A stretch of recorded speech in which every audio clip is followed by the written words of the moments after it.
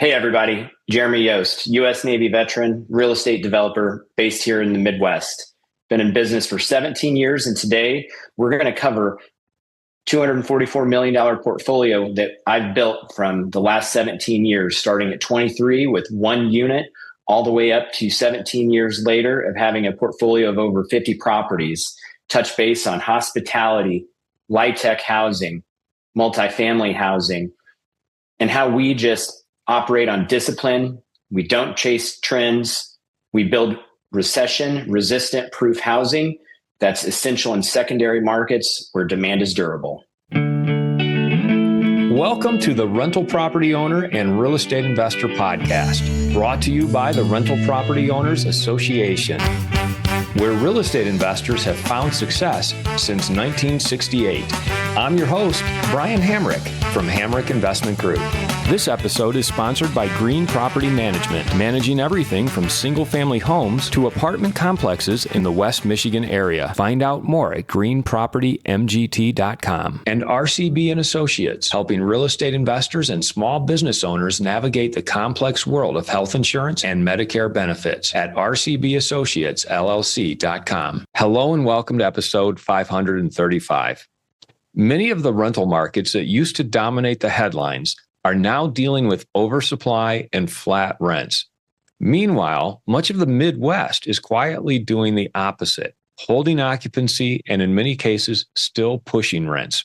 My guest today is Jeremy Yost, a Navy veteran and CEO who spent nearly 2 decades acquiring and operating workforce and multifamily housing in Midwest secondary markets. He manages more than 2,000 units across more than 50 properties with a heavy focus on asset management, execution, and operating through real market conditions. Today, we're talking about why essential housing in the Midwest is performing the way it is, what disciplined operations look like at scale, and where investors tend to misread risk in this cycle. Jeremy, welcome to the show. Good morning, Brian. Thank you so much for having me. It's an honor to be here and looking forward to our conversation. Tell us a little bit about yourself and your background and how you kind of got into this space and thrived in this space. A little background on myself. I'm a U.S. Navy veteran, real estate developer based in Central Illinois, focusing here in the Midwest. And I've been doing this for about 17 years now and developed a little over $244 million in assets across 56 properties, a little over 2,000 units. And our primary focus is workforce housing, market rate multifamily, assisted living, permanent supportive housing, and hospitality. And I think what, makes our platform different is our discipline. I don't really care about chasing trends or what other people are doing. I build recession-resistant essential housing in secondary markets where the demand is durable. And as you know, as a Midwest investor, our market's pretty safe.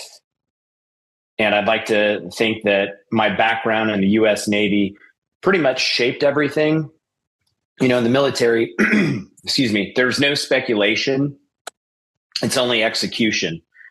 And so I took what I learned in the military and I brought that into development. What you just said about risk and no speculation, only execution. Explain what you mean. Like where do you see speculation and people kind of going wrong and introducing risk because of that speculation? And then on the flip side, how do you mitigate that risk? So the way that I go about my underwriting, I look at properties that we're going to acquire. And I look for typically Class C and above. I want something that I don't have to go in and fix up and flip. It's one of those things. I want something that is steady with good occupancy so I can value add. So I like to be a little more safe with my approach. And I guess if you want to get into some hesitancy for people wanting to get in real estate or people that are currently investing and kind of nervous, we're entering in a different era right now where it's kind of a crazy market. And a lot of the loans from 2008 are starting to come due for a lot of developers that had nice low interest loans. And now with the rates starting to pop up on some of those loans, they don't cash flow like they did because they over leveraged. So I come in from a safe standpoint. I always make sure that we have plenty of capital. I make sure that we're conservative on our interest rates because I'd rather make sure a deal is going to pencil at 6% and above before we're going to move forward, just to be conservative, because you never know what's going to happen with the economy. But in saying that, where we invest here in the Midwest, the rental market's been very steady and not really taken too much of a hit. So we've been kind of doing the boring asset type of being safe in the multifamily world. And you talk about execution. Execution is very important to you. What do you mean by that? Things I learned in the Navy, the Navy teaches you execution under any type of multitudes of pressure. So you get your checklists, you've got your governance matters, and then your systems. So, you can tie that into real estate. Most failures don't necessarily really come from bad markets. They truly come from poor execution and loose discipline. And I say that because a lot of people want to be trigger happy and hop on a deal because they think it's a good thing, and it's poorly executed because they don't do proper due diligence. When we go through and we're going to acquire a property, we go through a checklist. I have my regional maintenance team go through and do a physical needs assessment, check out the ages of all the HVAC equipment, ages of roofs. What kind of capital expenditures are we going to have? Is this going to be a good fit for us to come in and value add? Or in reality, is it going to be too much work to put in that it's going to be a poor cash flow investment for us where we're not going to be able to capitalize? And so when I look back from my time in the military, I was Sailor of the Year. That type of environment trains you to perform when certain things go wrong. So tie that in with real estate. That matters when lenders, come into play. They want to see how you're going to execute, or what's your plan when something goes wrong, or if a lender pulls out of a project, how are you going to pivot and move forward in a positive manner? Give us an example then of when things have gone wrong and you've had to pivot and really bring that execution into play. We'll rewind back to COVID. So during COVID, we were building a 102 key Hilton Garden Inn. And I had an 8,500 square foot convention center that was attached to it. Construction had started, and, the bank ended up pulling our financing. They were obviously using our equity first, but they pulled. So our ownership team ended up having to fund the first $6 million to keep the project alive. And it was extremely stressful because no one really knew what was going to happen throughout the world, especially in hospitality, because that industry essentially died for a little bit during COVID. So we had to formulate a plan, and I took it upon myself, and I personally called 303 lenders over 18 months worldwide, got 302 no's, and then finally on 303 got a yes, secured financing from a relatively local bank in Central Illinois, and then we were able to go through and complete the project. So it's one of those things that being an entrepreneur, being in any type of real estate, you have to understand that you're going to have to outwork every single person when there's an issue. Otherwise, we all know what's on the other end, which would be bankruptcy. And, at that time I was in my mid 30s, and sure, I knew I was young enough I could start over, but I didn't want that to happen. I believed in the project. I believed in myself, and every single no, I knew I was getting that much closer to a yes. How is it performing now? So now that the project's been completed, it's been operationally successful for now over 3 years. We are the leader in our star market. So we've been the top hotel since day one with all of our comparable properties that we compete against from our star reports. And, it's one of those things that, your conviction, your capital commitment, and your persistence, all of that tied together truly pays off, because when you believe in something, you can make it work. And no is just a way to yes. You just have to really understand that sometimes it takes time, but you got to have that grit. And I was fully determined to make sure that I got the project done, not just for, my partners that were on the deal with me, and wanting to make sure that we were all financially taken care of. But it was the fact that I knew how successful this project was. And the Hilton Garden Inn is located in Mattoon, Illinois. So we're in a very rural tertiary market, but it was just off Interstate 57, great location, and was going to serve as an anchor for our county. And sure enough, Blue Cross Blue Shield built a regional center adjacent to us. HSHS St. Mary's came in and built a health clinic next to us. And then just on the other side of the interstate, Rural King, their corporate headquarters are in Mattoon, Illinois. And they helped bring in a $75-85 million sports complex that's now open. And so it's an indoor and outdoor facility that we knew nothing about. But obviously now that it's open, we're benefiting from that as well. So it's one of those things that you never know what's going to happen. But if you work hard enough and you believe in it, the proof's in the pudding. And now it's very successful, and we're extremely blessed. And that's one of those stories where you've got to pivot, where, you've got a $18 to $20 million project that you lose funding on. You figure out a way to make it work and get it done. I'd like to take a moment to tell you about Green Property Management. Not only do they manage everything from single-family homes to apartment complexes in the West Michigan area, they also manage my entire portfolio. So I can tell you from personal experience that their unique flat fee management style is worth a closer look. If you feel that your property isn't operating to its fullest potential, then Green Property Management can help you take a holistic approach that will save you money, eliminate your headaches, and increase your net income. And if you're a property manager interested in applying Green Property Management's model, give them a call at 1-866-95-GREEN or visit them on the web at greenpropertymgt.com.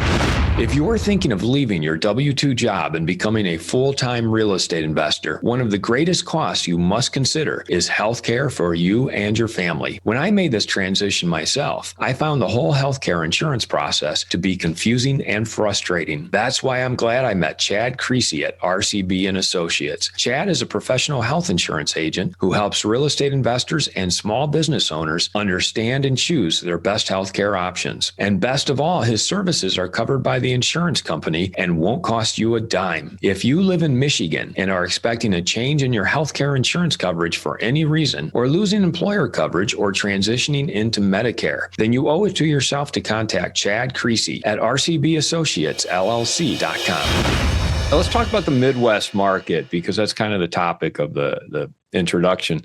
What are you seeing like in other markets, the Sunbelt markets, and as far as over speculation, because there was a lot of exuberance and a lot of money going into those markets, but now there's also some distress that's happening because of that, as opposed to the Midwest market, which has been a lot more stable over that period of time. So can you compare and contrast the Midwest market with the other markets in the United States? I truly feel like the Florida market, the whole entire Sunbelt, it's more or less oversaturated. So many capital investors came down to those areas and sunk a lot of money. While the markets, you can get a good return, but I think so many people are flowing to those areas, or, good parts of Texas or certain parts of Arizona. But, you look at Tampa, for example, it's one of my favorite places to go visit. Rent is incredibly high there. And it's because there's not much new supply coming in. So the demand is high.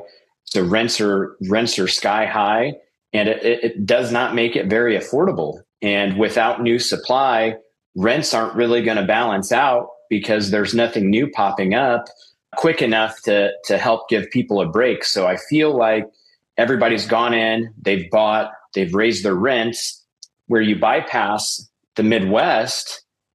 And it's kind of, for lack of better terms, I'll just say It's kind of safe and it's boring. However, that boring creates, 10 to 12% or more cash on cash returns. My typical deals, IRRs between 19 and 25%. And it's safe because I can say all of our Illinois properties that are just multifamily, we're above 94% on every single property. 94% occupancy, you mean? Occupancy, 94% occupancy and above for all of our buildings between Illinois and Indiana. Safe, they cash flow, everybody's making money. And I think a lot of people that live outside of the Midwest really don't understand it unless they have lived here at one point in time, but it's truly less volatile. We have less overbuilding, and our Midwest secondary markets truly offer strong fundamentals, and people always need stable housing, and our demand for workforce housing, it doesn't disappear. So I feel like the markets that we focus on, our demand is not speculative, it's kind of structural. And that helps with our positioning compared to going to somewhere like the Sunbelt. So what markets in the Midwest then are you invested in? I mean, we cover the entire state of Illinois, as far south as Metropolis, Illinois, which is borderline Illinois, Kentucky, all the way up to Mount Carroll, Illinois. We're in the Chicagoland area, and then we cover the western part of Indiana. So we've got a strong foothold there. Chicago is definitely going through some tough times. I mean, there's always talk of like bankruptcy with Chicago and how it's kind of dragging down and causing property taxes to go up around that area and possibly the state. So can you just touch on that? Like how is Chicago affecting your properties in Illinois? My properties aren't affected by Chicago. I try for the most part to just stay out of Cook County in the city of Chicago because I don't want to have anything to do with it. I don't really care to understand their rental market because of the politics that are involved. And I typically like to stay outside of that area because outside of Chicago, outside of Cook County, the rest of the state of Illinois is completely different. So Chicago is not really comparable to the rest of the state when it comes to the rental market because nothing in Chicago directly affects anything in central or southern Illinois. They kind of march to the beat of their own drum. They have their separate rules of how things have to be built and different processes. I tend to focus more on rural tertiary markets as opposed to large cities or metropolitan areas. Now, don't get me wrong, we're in some metropolitan areas. I just prefer the more rural markets because the demand is higher. You've got a better quality of tenants that you're going to have rent from you. Define what you mean when you say tertiary markets, and I think also secondary markets as well. Our average population side where we build our workforce housing in is around 2,500 for the population. So very small communities that typically don't see any type of workforce housing / affordable housing development, but there's a significant need because there's no options that are affordable. So we focus on those very small markets because there's such a high demand. And I think that they just get overlooked. And I can tell you in the 17 years that, we've probably built about 10 workforce housing developments, and every single one of them pre-leased 100%. You mentioned that you invest in Class C or above apartment buildings, existing buildings, but you're also developing and building new kind of workforce housing properties as well, which is a different niche, isn't it?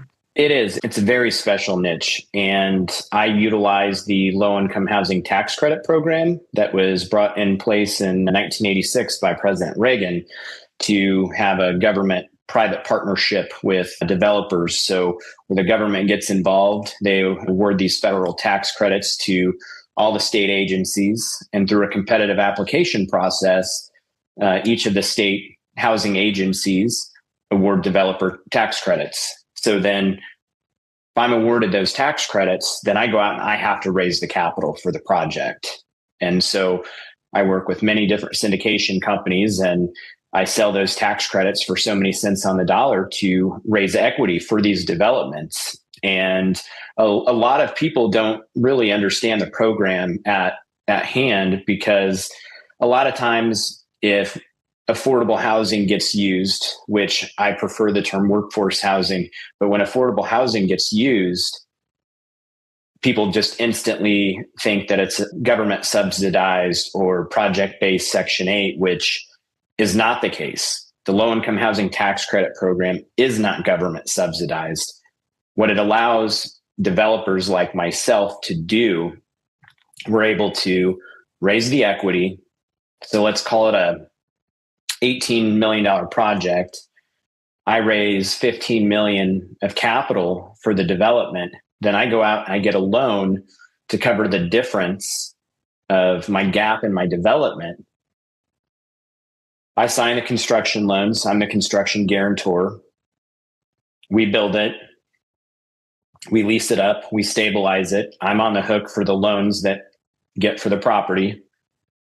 The equity providers, they in return get the write-offs for the next 15 years. And then we're with the development, for the next 15 years, and we self-manage the development. But if our one bedroom's $450 a month, there's no government kickback of whatever the difference of, if market rate is, $600, we're not getting a kickback of $150 from the government. What our rents are, that's what they are. There's no government kickbacks. They're not involved, but there's guidelines we do have to follow. So the state agencies, whatever county you build in, they'll have a yearly income limit. So an individual can't make over a certain dollar amount yearly to qualify to live there. They've got to have proof of income, landlord verifications, get through background checks to make sure that they qualify. And then they can't have any felonies within the last, 7 or so years. So it's a very detailed process. And then we get audited not just by the investors, but we also get audited by the Illinois Housing Development Authority if it's a tax credit project here in Illinois, to make sure that all of our files are accordingly, that we've done our due diligence. So it's a very detailed program. And it is a very special niche to be in, because, at the end of the day, we're helping a lot of people, because these individuals that rent from us are typically young families or young individuals starting out where they don't have enough credit to buy a home. But it could be teachers' aides, paraprofessionals, CNAs, LPNs. We've got some police officers and some of our developments as well. So it's, people from all walks of life, seniors that are retired, that are just on SSI. So you're really coming in and helping people. And it's a great, great feeling. And we come in and we build a beautiful project. And I prefer to do duplexes, and we essentially make them our own residential neighborhoods. So it gives not only everyone living there a sense of community, but almost a sense of home ownership, because it blends in with the surrounding areas. We all have walking paths, playground, picnic tables, grills. We make it very community oriented so people can feel at home. Can I share some of my misgivings or biases against Litech, and you can kind of knock them down? Sure. First of all, I think anytime you build an apartment complex, all the neighbors think you're just building low income housing and you're going to destroy the neighborhood. So whether it's Litech or market rate, that's just the natural knee-jerk public perception. So my take on Litech is it's a very specialized niche. It's almost like a lottery to get into this program. So you really have to know how to play that game to even be able to access Litech. Has that been your experience? Not in Illinois. So in Illinois, it's a point process. Now there's states like Florida that is a lottery system where names get drawn. But Illinois is just a competitive process. The scoring's 100 points. And as you're putting together your application, you get points based off of that. So if you're competitive and let's say you score north of 70 points, you're probably in the running to look at being considered to get a tax credit award. So I definitely just where we do our tax credit development in Illinois, it's definitely not like a lottery type system. It's based on how you can score and, where your property is located with amenities. And I feel like it's a very, very fair process and makes it even keel across the board. My other perception of Litech is that you make your money as the developer, not as the owner operator, because you're really kind of prohibited from making a profit, unless maybe it's through your management, where if you're self-managing, then maybe you can shift some of that profit to the management side. But is that kind of, am I in the right direction there, or do I need to be educated on that? So yes, there's a development fee that's, in place for these projects. And we self-manage. So there's a management fee, but the fees aren't very large. They more or less cover some costs. So, you've got to hit your feedback. You don't get your development fee up front. You've got to hit certain targets, closing the deal, construction completion, stabilization, and then where you're up and operating and things are flowing fine. So, it's split into typically 4 different types of payments over the course of a few years. So where do you make your money in Litech? Are you capped at how much profit you can make once it's operational? It all depends on the project size, but honestly, if your management team runs the property the way that it needs to be, they can cash flow and distributions are allowed. And so as long as you've ran your expenses the way that they need to be ran on the property, there's no restrictions in terms of distributions or anything like that. You're just following the state guidelines of what the yearly income limits are and what the rent caps are per county. But you budget that ahead of time whenever you submit, and you kind of your base. But you can definitely make money if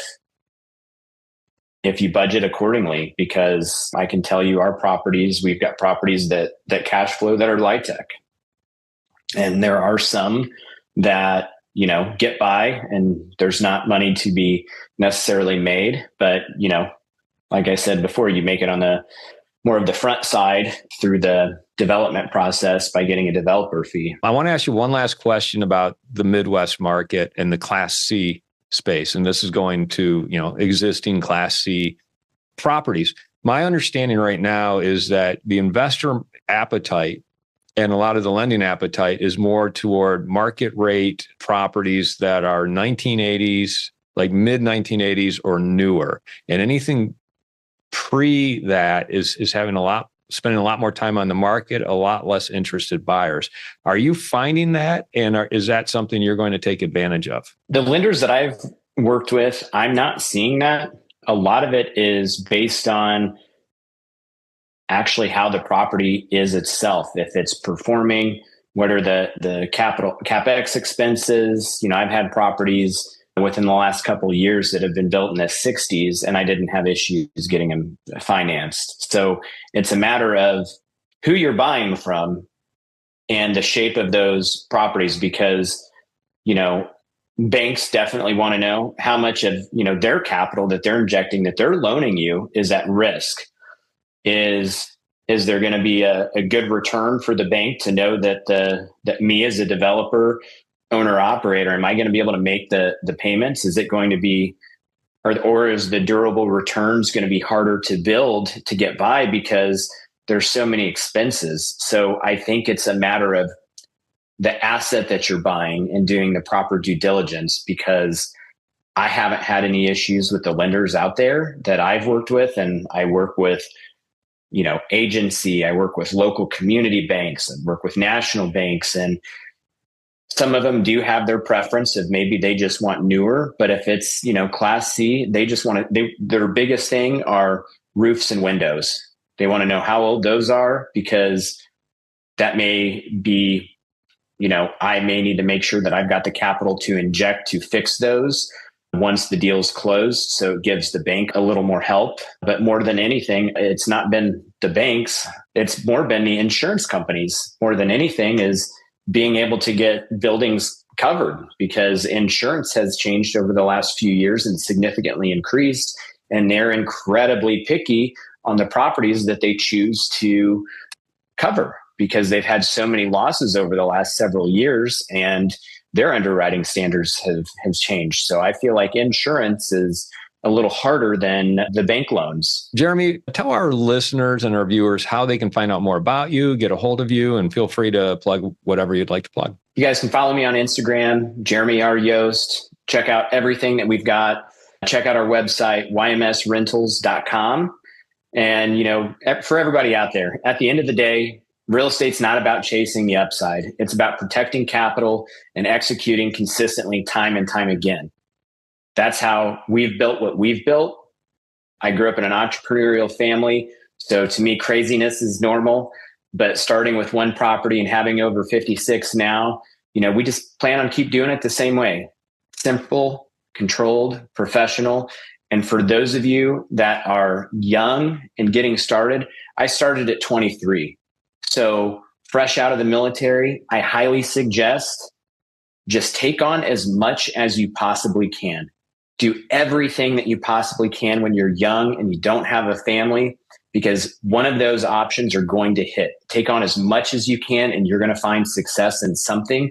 And when you find your niche, run with it and don't look back. What's your favorite hack or app or AI for that matter? I absolutely love ChatGPT, a huge advocate of it. I have built several GPTs for my team, whether it's, accounting based with the two different softwares that we work with that breaks down step-by-step instructions of how to look something up, how to find something in the system. We use it as a training guide.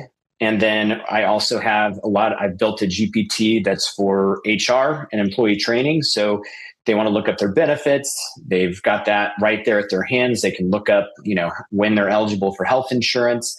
I want to try to make things as easy as possible. And then we also are big into recording videos and sending to our team for training to step-by-step walk through, because as we all know, time is money. And if we're not doing the jobs that we're supposed to be doing, we're probably missing out on our main job. So we want to make things easier for new people coming in to have the proper training videos. So that way, when we are doing that one-on-one time, they also have, backup after we've gone through simple training procedures with them, because we're all for working smarter and not harder and being able to consistently grow, but grow in a lean, strong way. What's the platform you're using for the videos?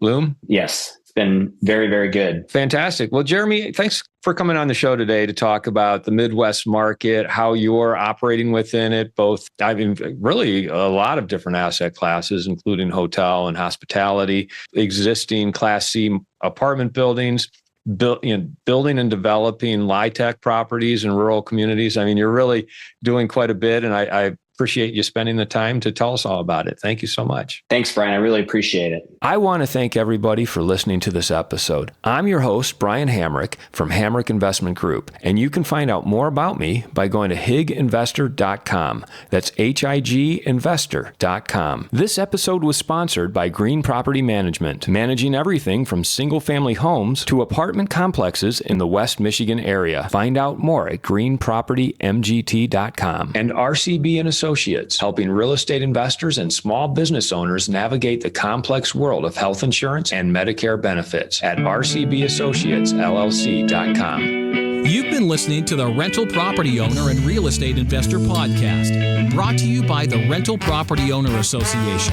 You can find out more at rpoaonline.org. If you enjoyed this podcast, please go to iTunes to subscribe, rate, and review.